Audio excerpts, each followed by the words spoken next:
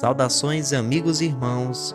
Vocês estão no canal Reformadores da Igreja, o canal que traz os melhores vídeos para fortalecer seu conhecimento na graça de Deus.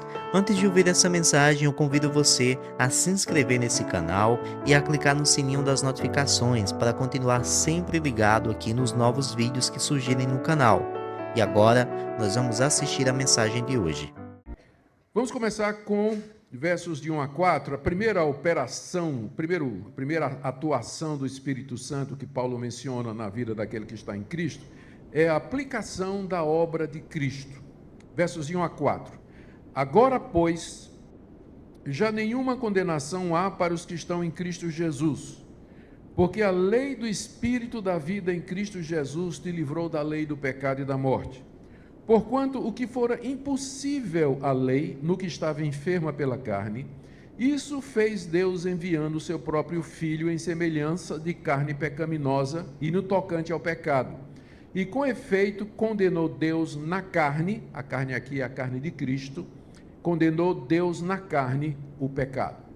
A primeira atuação mencionada por Paulo aqui é que o Espírito Santo aplica em nós os efeitos da morte de Cristo, coisa que a lei não podia fazer.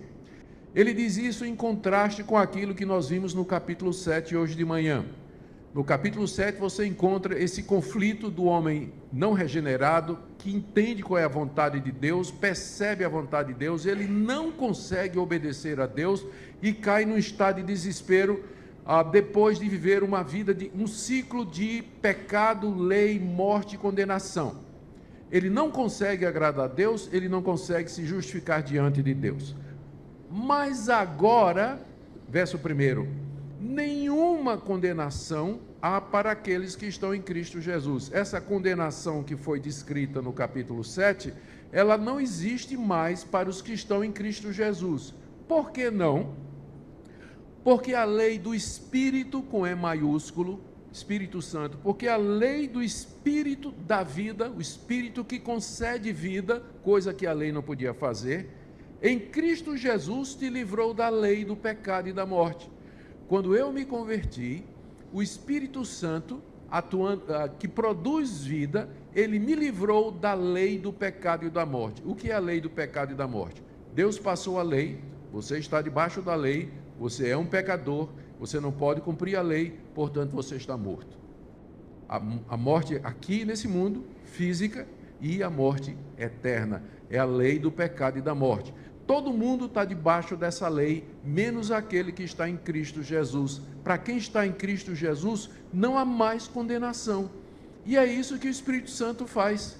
Ele toma os benefícios da morte de Cristo na cruz e aplica àquele que está em Cristo Jesus pela fé. Verso 3, porquanto o que fora impossível à lei no que estava enferma pela carne, aqui Paulo está recapitulando o que disse no verso 7, capítulo 7, era impossível à lei conceder vida, porque ela estava doente por causa da nossa carne pecaminosa. O problema não é a lei, o problema é que a lei foi dada para pecadores como vocês e como eu. Então isso adoeceu a lei e ela não podia salvar. Os 10 mandamentos não salvam ninguém. Então, o que era impossível para a lei fazer, porque ela estava doente por conta da carne, Deus fez enviando o seu Filho. E Deus, na carne de Cristo, crucificou, pagou e castigou o pecado. De maneira que nós agora podemos ser livres de toda condenação. Veja o que diz o verso 4. A fim de que o preceito da lei, Cristo morreu por nós, Deus mandou que Cristo morresse por nós, ele morreu na cruz, ele assumiu a forma humana, na nossa semelhança, levou o nosso pecado na cruz, e o Espírito Santo aplica isso em nós, para que, verso 4, o preceito da lei, as exigências da lei, se cumpram em nós, que não andamos segundo a carne, mas segundo o Espírito. Olha, a primeira coisa que o Espírito Santo faz na vida da pessoa que se converte, o Espírito Santo imputa, transmite àquela pessoa os benefícios da morte de Cristo Jesus, de maneira que aquela pessoa não está mais condenada diante de Deus. A lei não pode fazer isso. Seu esforço não pode fazer isso. Os seus méritos não podem fazer isso. Suas boas obras não podem fazer isso. Nós estamos debaixo da lei do pecado e da morte. Mas Deus, pelo Espírito Santo, introduz um novo princípio de vida, que é vida no Espírito. E a primeira coisa que o Espírito Santo faz é aplicar os benefícios da morte de Cristo, de maneira que eu sou justificado e eu posso dizer, já não há mais condenação. Gente, que coisa maravilhosa, não é? O Espírito de Deus faz isso. Ele me traz, ele me imputa, ele me transfere os méritos de Cristo, que na cruz do Calvário levou sobre si os meus pecados. Essa é a lei do Espírito de vida. É a primeira coisa que ele faz. Não esqueçamos disso. Quando a gente pensa sobre o Espírito Santo, comece pensando na justificação, de como ele opera isso, ele faz com que isso se torne uma realidade na vida daquele que crê em Cristo Jesus. A segunda operação do Espírito Santo na vida do crente, está aí do verso 5 a 8, Paulo diz que ele nos inclina a agradar a Deus. Vamos ler. Porque os que se inclinam para a carne, cogitam das coisas da carne, mas os que se inclinam para o Espírito, das coisas do Espírito.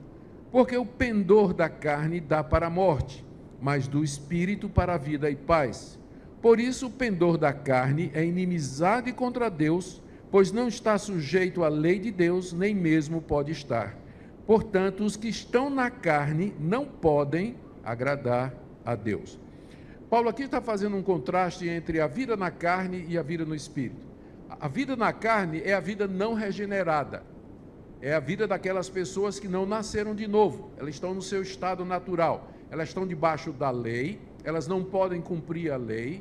A carne pecaminosa inclina essas pessoas ao mal, elas sentem inimizade contra Deus e, portanto, elas não podem agradar a Deus. A pessoa que não é convertida, ela não pode agradar a Deus. Ela pode doar para a caridade, pode doar para o orfanato, ela pode ser uma pessoa moralmente boa, pode ser reta, pode ser justa, mas tudo que ela faz procede da carne dela, que é usado por Paulo aqui para se referir à natureza corrupta do homem.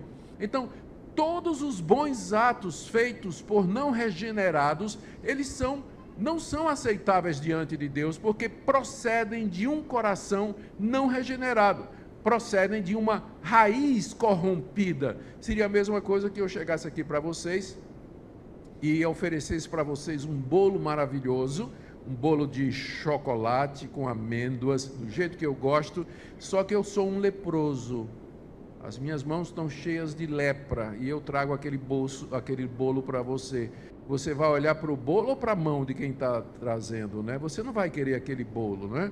Ou então, eu estava com... Todo mundo sabe que eu estou com Covid, por exemplo, né? Covid braba, violenta, e então eu trago para você um bolo na minha mão, não é? Então são as boas obras feitas pelos descrentes, é bolo em mão de leproso diante de Deus. Deus olha para a mão, Deus olha para a intenção de quem está fazendo. Quem está na carne não pode agradar a Deus. E a nossa natureza pecaminosa, Paulo diz aqui, ela faz com que a gente se incline para as coisas da carne. Verso 5. Os que se inclinam para a carne, cogitam, pensam nas coisas da carne. No verso 6, o pendor da carne dá para a morte, a intenção da carne, ou a direção da carne, o que a carne faz, acaba levando à morte. Verso 7, o pendor da carne é inimizade contra Deus. Então, não existe isso de amigo do Evangelho. Já ouviu falar essa expressão? É uma pessoa que não é crente, mas também não é descrente, que vem para a igreja, mas nunca toma a decisão. Ele não é contra Deus, nem a favor de Deus. Ele está ali mais ou menos. Não existe isso. Se você não é convertido, se você não nasceu de novo, você é inimigo de Deus. No fundo do seu coração, você odeia Deus. Você não quer as coisas de Deus. Você pode ter uma capa de religiosidade ou qualquer outra coisa, mas o pendor da carne é inimizade contra Deus. Por quê? Porque a carne não está sujeita à lei de Deus. A nossa natureza pecaminosa, ela não aceita os mandamentos de Deus, ela não aceita ser dominada por Deus, ela não aceita se submeter a Deus, ela sempre vai achar um jeito de se revoltar contra Deus mesmo que possa parecer alguma coisa piedosa. Conclusão de Paulo no verso 8: portanto, os que estão na carne não podem agradar a Deus. Não tem possibilidade nenhuma dessas pessoas serem salvas, alcançarem algum mérito, receberem um favor de Deus, porque eles vivem no estado adâmico, no estado que a gente chama de viver na carne, pecaminosidade, não regenerados, alheios à vida de Deus, inimigos de Deus. Podem ser religiosos, podem ser pessoas moralmente boas, podem até ter sua própria religião, ter fé. Nunca é a fé verdadeira em Cristo Jesus, não é? Porque a velha natureza, ela também pode ter crença em muita coisa. Tem gente que crê em Papai Noel, em duende, em tanta coisa, não é? Então é capaz de crer em alguma coisa, mas não em Cristo Jesus como seu Senhor e Salvador por si só, a menos que o Espírito Santo de Deus venha e faça aquilo que a gente viu nos primeiros versículos, aplique em nós os méritos de Cristo, nos dando vida para que nós possamos nos arrepender e crer de verdade. Em contraste à vida na carne, você tem a vida no Espírito. Aí no verso 5, os que se inclinam para a carne pensam das coisas da carne, mas os que se inclinam para o Espírito, das coisas do Espírito. Então é isso que o Espírito Santo faz, ele inclina os que estão em Cristo Jesus para as coisas de Deus. Então é natural o novo convertido querer ler a Bíblia, querer Deus, orar, é natural para ele se sente inclinado a isso. Ele se sente inclinado a perguntar qual é a vontade de Deus nas decisões da sua vida.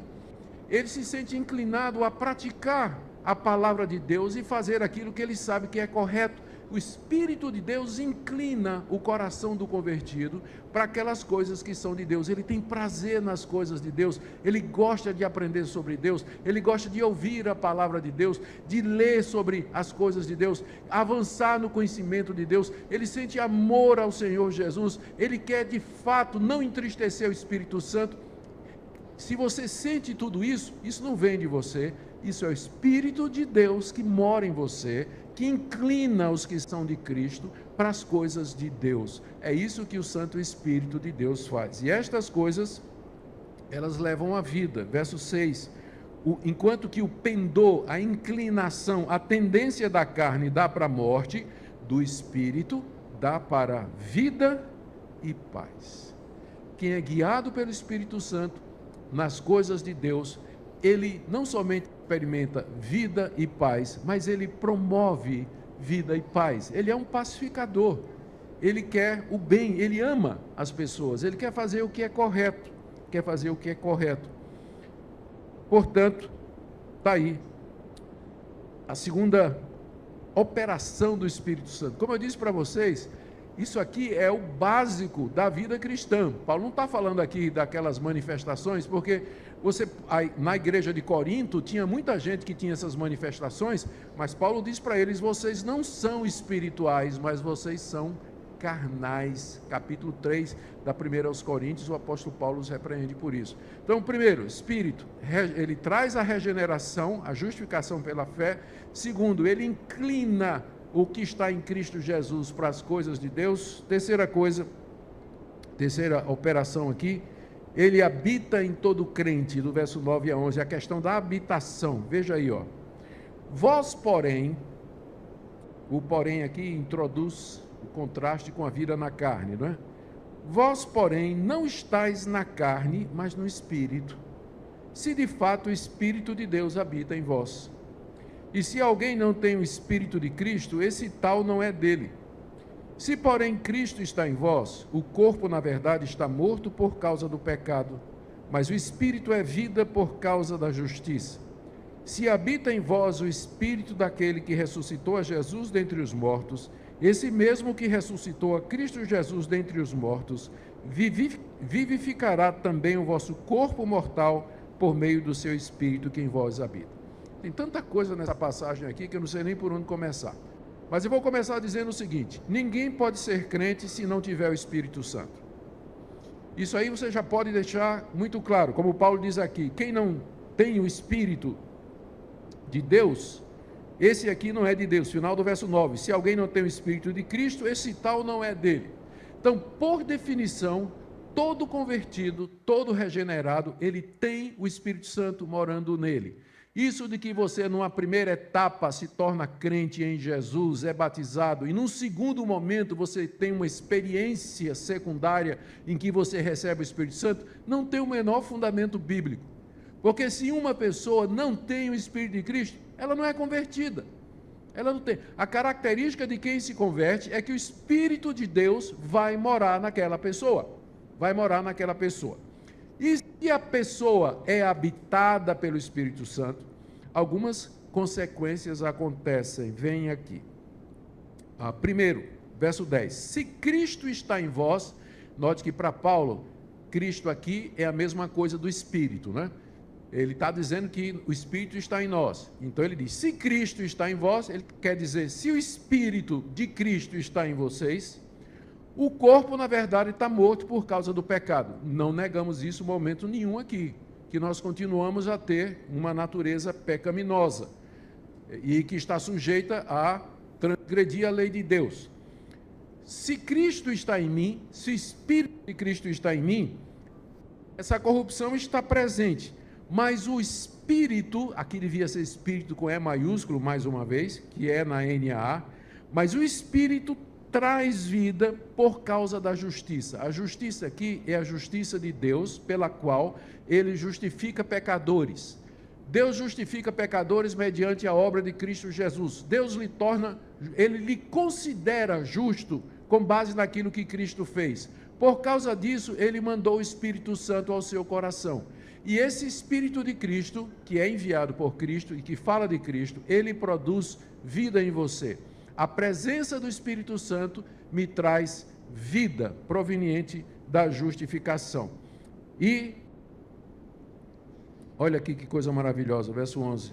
Se habita em vós o Espírito daquele que ressuscitou a Jesus dentre os mortos, esse mesmo que ressuscitou a Cristo dentre os mortos, vivificará também o vosso corpo mortal, por meio do seu Espírito que em vós habita. A presença do Espírito Santo, no presente, não somente transmite a vida de Cristo e o poder para viver uma vida santa, mas é esse mesmo Espírito que vai ressuscitar o meu corpo na vinda de Cristo Jesus. Porque o Espírito que habita em mim é o Espírito do Cristo ressurreto. Se eu estava unido com Ele na sua morte, capítulo 6, se eu estava unido com Cristo na sua morte, o que me liberta do pecado, eu também estou unido para Ele na sua ressurreição.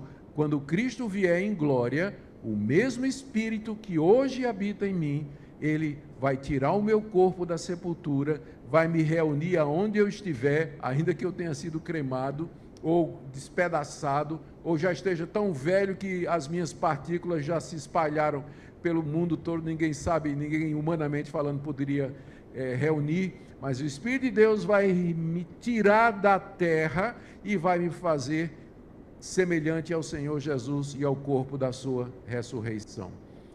Coisas que a gente não pensa, não é? Quando a gente pensa no Espírito Santo, a gente está pensando em outras coisas, mas coisas simples que Paulo está falando, já anotou aí, ó. O que é que o Espírito Santo faz no crente? Primeiro, ele traz a justificação para você, versos de 1 a 4. Segundo, ele inclina você a gostar das coisas de Deus, versos de 5 a 8. Terceiro, que nós vimos aqui, do verso 9 a 11, ele habita em você, portanto, ele transmite vida aqui, e ele é garantia de que quando houver ressurreição dos mortos, você vai ser ressurreto também. Glória a Deus. Amém? Pois é, isso é o que o Espírito Santo faz. E tem mais. Versos de 12 a 13, ele traz a mortificação da nossa carne. Assim, pois, irmãos, somos devedores não à carne, como se constrangidos a viver segundo a carne. Porque se viverdes segundo a carne, caminhais para a morte. Mas se pelo Espírito mortificardes os feitos do corpo, certamente vivereis. Aqui está outra coisa que o Espírito Santo faz na vida daquele que está em Cristo Jesus. Outra coisa que o Espírito que habita em nós faz. Primeiro, Paulo diz aqui, ele faz um contraste no verso 12. Irmãos, nós somos devedores não à carne, como se constrangidos a viver segundo a carne. Isso tudo aqui tem a ver com o que nós já vimos no capítulo 6 e no capítulo 7. O crente não é devedor à carne, ou seja, ele não é obrigado a fazer o que a carne quer. Antes da conversão não tinha jeito, você era escravo do pecado. Mas em Cristo você foi liberto da escravidão do pecado e você não é mais devedor à carne para fazer aquilo que a carne deseja. Você pode dizer não ao pecado, você pode dizer não para a tentação. Nós já vimos isso. E eu não vou repetir. Nós não somos devedores à carne, como se constrangidos a viver segundo a carne. O cristão não é constrangido a viver segundo a carne, ou seja, ele não é obrigado, ele não é forçado a viver segundo a carne, porque ele está no Espírito. Ele já foi regenerado, já foi unido a Cristo Jesus, portanto, ele pode viver uma vida liberta do pecado. E eu sempre preciso lembrar, eu não estou falando de perfeccionismo, mas eu estou falando de uma vida de vitória sobre o pecado. Infelizmente, grande parte dos crentes vive uma vida subcristã, acostumado a viver no pecado como se fosse natural, um deslize aqui, um deslize ali, pede perdão, às vezes sim, às vezes não, todo mundo faz, tem gente pior do que eu, isso aqui não é tão ruim assim, Deus não vai levar em consideração, Deus vai entender essa minha situação. Essa é uma vida subcristã, está abaixo do padrão da Escritura. O padrão bíblico é que você não é constrangido a viver segundo a carne, até porque Paulo diz aqui no verso 13, se você viver segundo a carne, você está caminhando para a morte. É uma prova de que você não é crente, você não é regenerado. Se a sua vida é fazer os desejos da carne, isso é uma prova que você está debaixo da lei do pecado e da morte. Você está caminhando para a morte, você não está vivendo, você não está unido a Cristo. Você não está sendo guiado pelo Espírito Santo. Pecado tem que ser acidente na vida do crente. Não pode ser aquilo que o defina. Nenhum crente pode ser conhecido, aquele linguarudo, aquele cara é mulherengo, ou então aquela mulher ela é sensual, explora a sensualidade dela, aquele cara é desonesto. O crente não pode ser conhecido por esse tipo de coisa, porque pecado é acidente na vida dele. Se você caminha segundo a carne, você está caminhando para a morte, você está caminhando para a morte. Mas, verso 13, se pelo Espírito você mortifica os feitos do corpo, certamente você vai viver. Você tem a vida eterna. Qual é a prova que você tem a vida eterna? É que pelo poder do Espírito Santo, você mortifica os feitos do corpo. Corpo aqui, carne é a mesma coisa. Às vezes no pensamento de Paulo, dá a impressão de que ele cedia o pecado no corpo, como se o pecado estivesse no corpo físico. Mas isso é apenas impressão, não é? Paulo sabe que o pecado se estende a todas as dimensões da natureza humana e não somente o corpo. Mas ele tem que citar alguma coisa, né? Então, às vezes ele cita corpo, cita alma e assim por diante. Se você mortificar os feitos do corpo, ele podia ter dito os feitos da carne, ou os feitos da sua mente, ou do seu coração, ele podia ter dito isso aqui. No fim ele quer dizer, se você mortificar o pecado que está em você, então é uma prova que você está caminhando para a vida. O que é que significa mortificar o pecado? Significa você matar o pecado de fome, dizendo não. Eu vi uma história uma vez, não sei se é verdade, enquanto que aqui no Brasil a gente tem briga de galo, né? Briga de galo. Em alguns lugares tem briga de cachorro, e o pessoal apoia. Aqui deve ter no Brasil também, né? A gente conhece rinha de galo, mas deve ter briga de cachorro. E eu soube da história não sei se é verdade, recebi como ilustração. Vocês sabem que tem dois tipos de, tem a verdade, tem a mentira e tem a ilustração de sermão, né? Tem alguma coisa que fica mais ou menos no meio aí. Então a gente nunca sabe direito se o que a gente está contando aconteceu mesmo ou se alguém já contou como ilustração. Mas nesse local, o cara era dono de cachorro e ele promovia essas brigas, né? E ele apostava também. E ele tinha um cachorro preto, um cachorro branco, botava os dois para brigar e ele sempre ganhava, ele sempre apostava no cachorro que ganhava. Uma vez perguntaram para ele qual era o segredo. Ele disse, quando eu quero que o cachorro branco ganhe, eu deixo de dar comida para o preto. Deixo ele fraquinho, fraquinho. E quando eu quero que o preto ganhe, eu deixo de dar comida para o branco. Ele vai ficando fraquinho, fraquinho, fraquinho. Você mata por inanição, é assim que você mata o pecado. Vem o desejo, que mulher linda, olha, muito mais do que a tua esposa. Não, não vou olhar. Mas que coisa maravilhosa, só uma olhadinha. Não, não vou olhar não. Aí você abre o celular, olha a foto da sua esposa, ó, já está lá, ó, olhando para ela.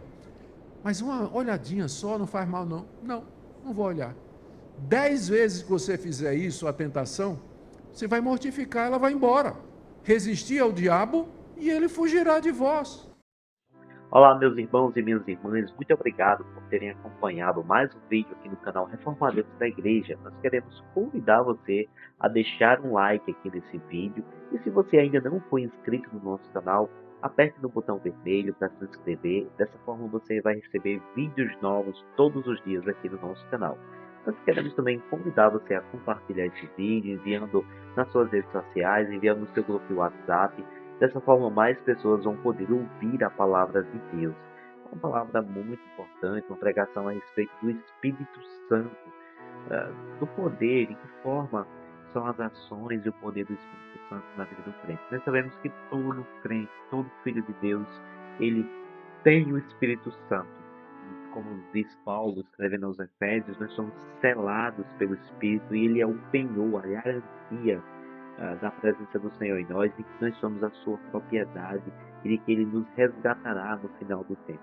E esse Espírito, ele nos conduz a uma vida de santidade, de transformação, de vitória sobre o pecado.